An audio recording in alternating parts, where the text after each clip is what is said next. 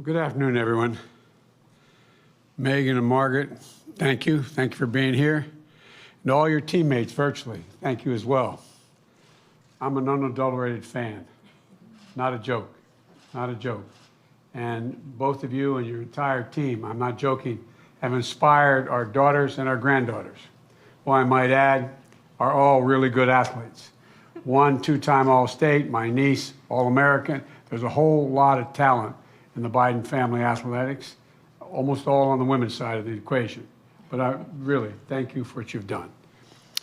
You know, you're all heroes for so many people, and that's not hyperbole to suggest that, on and off the field. You know, and it matters that you lent your voice to the issues and the issue of fair pay and decency for so many years. Megan, it's hard to believe. It was almost a year ago that we met virtually during the campaign. I said it last April when we spoke, and I'll say it again. The fact that Jill and I get to talk with you and your teammates makes us heroes with our granddaughters. Not a joke. I went so far as I took what I might say a privilege of getting our granddaughter, Maisie, who's a rising junior at the University of Pennsylvania, up taking a course right now. I got her on the phone, so all she wanted to do was meet both of these women and meet them virtually. And she's a soccer player. And as Jill mentioned, seeing you win the World Cup back in 2015, that was an incredible moment for our family and our country. And I didn't bore you with all the pictures we still have, walking on the field. No, I'm serious. And off the field. You all made me a hero with my granddaughters. And the reason we're here today is because it's Equal Pay Day, which has been around for 25 years. It was declared 25 years ago. Equal Pay Day. Though not enough people know about that, as they should. You know, it's a day that measures how much longer women typically have to work to match what men make in a single year. That's what Jill was talking about. And it's shocking when you look at the numbers.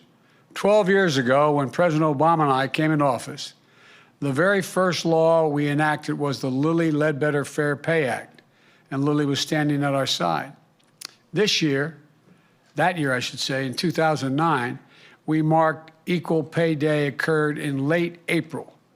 By late April, women will have made at that time, on average, what men make in 12 months. They had to go all the way through January, February, March, and April to catch up. That meant that it took women until April of 2009 to earn the same amount of money that a man made in all of 2008. Another way to look at it is it took more than 15 months for a woman to earn the same amount that a man made in 12. And more than 3 extra months, it's more than that. And it's even longer for women of color. And it's wrong. This year, Equal Pay Day falls in late March, which is a little bit better, but not much, from late April to late March. And frankly, we shouldn't be satisfied until Equal Pay Day is no longer even necessary to mention at all. The reality, though, is that in nearly every job, more than 90% of the occupations, women still earn less than men. 82 cents on the dollar on average. For AAPI women, it's 87 cents for every dollar a white man earns. For black women, it's 63 cents. For Native American women, it's 60 cents. For Hispanic women, it's 55 cents. It doesn't matter if you're an electrician, an accountant, or part of the best damn soccer team in the world. The pay gap is real. And this team is living proof that you can be the very best at what you do and still have to fight for equal pay. You know, as Jill mentioned, this pandemic has only exacerbated the problem. Women are on the front lines as essential workers, particularly women of color, in hospitals, grocery stores, childcare facilities, farms, factories, but they're still earning less. More than 2 million women have dropped out of the workforce since the pandemic started. 2 million. And now we're at the lowest rate of women participation in the labor force that we've been in more than 30 years. Let me say that again. The lowest percent of women in the workforce had to go back 30 years to get to where we are today. A lot of that is because so much extra weight of caregiving and responsibilities falling on their shoulders. It causes women to miss work, cut hours, and leave their jobs and care for their children and aged loved ones. That in and of itself shows some discrimination. How many men are staying home and doing it and the women staying in the workforce? It undermines financial security. And by the way, it's hard. I was a single parent with 2 children after my first wife and daughter were killed well over 40 years ago. And the fact of the matter is, I was a U.S. Senator. I was 29 years old. I was making $42,000 a year, and I couldn't afford help to take care of my kids while I worked. Thankfully, my mother, my sister gave up her job, my brother, they helped me raise my kids. It undermines financial security for women and families. It hurts our entire economy when we lose the talent and hard work of so many people. In the American Rescue Plan you've heard so much about that we just passed, it was designed to address this core challenge. It puts money directly into the pockets of people who need it the most. $1,400 checks for 85% of American households. The 100th million check has been deposited as of today, and many more are on the way. It also expanded the child care tax credit. And here's what that means for those of you who don't know. Right now, if you file for federal income tax, you get up to $2,000 credit for each child. But if you need help the most, if you're making a minimum wage job and you don't make enough to pay federal income tax, then you don't get this credit. But because of the American Rescue Plan we passed, if you have 2 children under the age of 6, for example, and you're making $7.25 an hour, which is the minimum wage so many people are making, you'll get a check for $3,600 per child, or $7,200. Roughly, you get $500 a month. It's mailed to you by the federal government. That's life-changing. The American Rescue Plan is going to cut poverty across the board in America by about 31%. And that's a significant lift up for women. The law provides $360 billion for funding state and local governments. What that means is that's going to prevent layoffs and jobs often held by women, nurses, teachers, healthcare workers, home healthcare aides, because the states have to balance their budget because they can't, because of the lack of income coming in without the help from the federal government. They have to lay off those essential workers. And the law also includes $130 billion to reopen our schools safely, $40 billion for invest in child care investments, $160 billion to get the country vaccinated and beat this pandemic. All this is going to give millions of women, including many moms and dads too, the freedom to rejoin the workforce and make the career choices that are best for them and their families. But there's so much more we need to do, so much more. We need the Congress to pass the Paycheck Fairness Act. The bill will remove loopholes in the law allowing employers to justify gender pay disparities. It would help hold employers accountable for systemic pay discrimination. It would help level the playing field for women and people of color by making it easier for workers to challenge the disparities as a group. It would increase pay transparency. By that I mean, there's a whole range of American corporations. If you sign the Fortune 500, you sign up with them, you cannot reveal, it says in your contract, you cannot reveal your salary to another employee. Why is that? They don't want me sitting there saying, well, I'm making $60,000, or the woman doing the same job, and she looks at you, you're making 60, I'm making 40. They actually try to hide it. That's what I mean by transparency. Some employers may not allow you to know, exactly, as like I said, how much the person sitting next to you is making. Some may even discipline you for asking that. That has to change. Too often, secrecy is part of the problem. We know information is power. You can't solve the problem if you don't know you're not getting paid fairly. My administration is going to fight for equal pay as it become a reality for all women. It's about justice.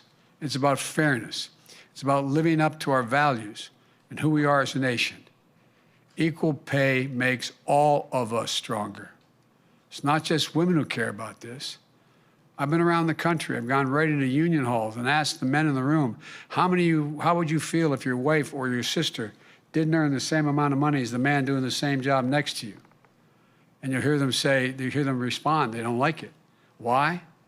When your spouse or your sister is making the same amount of money the man she's standing next to making, it means that when the hot water heater breaks, you can replace it. It means you get 4 new tires on the car. It means everybody's life is made better in that family. Let me close with this, that to come out of this crisis and build back better, we need to erase the gender pay gap by ensuring that women have access to good-paying jobs, by raising wages for working folks and fighting for their right to organize and collectively bargain. Because we know unions lift women's wages even more than they lift men's. And by investing our care infrastructure, in paid leave, child care, home care, so that people can care for their families and also go to work. There's a lot to do, but together we can ensure that our daughters have all the same rights and opportunities as our sons. And if we're able to do this, it will be transformational for our nation. That's the goal. That's what this is all about. That's what this team, all of you, are all about. Let me make one more point. You know, I've told my daughters, granddaughters, from the time they were old enough to understand what I was saying, and I mean it, there's not a single thing a man can do that a woman can't do as well or better. Not a single thing. I was among the first senators ever to appoint a woman to the Naval Academy. I was just able to, as President of the United States, appoint 2 women as 4-star generals who now are combatant commanders. 3 out of the 6 are combatant commanders, and they're women. Women. There's so many, some in the Congress, who are jet fighter pilots, flying at twice the speed of sound. So many, doing so much. But this soccer team, America's team, has done more to lift up people's sense of who they can be, particularly young girls and women, about anything that's been done. So as President of the United States, I thank you. I thank you for the example you've set and for your willingness to say, look, we're not going to take it anymore. We're not going to take it. Figuratively speaking, you can take my trophies, but you can't take my pride. As I said, my dad used to say, Joey had jobs when he lost his job and had to get another one. We had to move. He'd say, you know, Joey, a job's about a lot more than the paycheck. It's about your dignity. It's about respect. It's about your sense of yourself and your self-worth. It's about your place in the community. That's what this is all about. And that's why you guys are leading the way. And now it's my great pleasure and honor, I'd like you to stand next to me if you would, while I sign a proclamation making Equal Pay Day, naming it and expressing our commitment to seek equal pay as we build back better and restore this economic growth. Thank you, folks. I'm going to sign it now. Come on up here.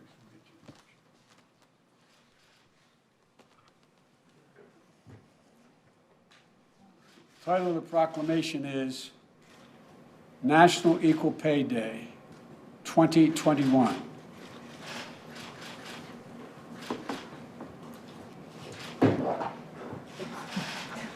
You can move up.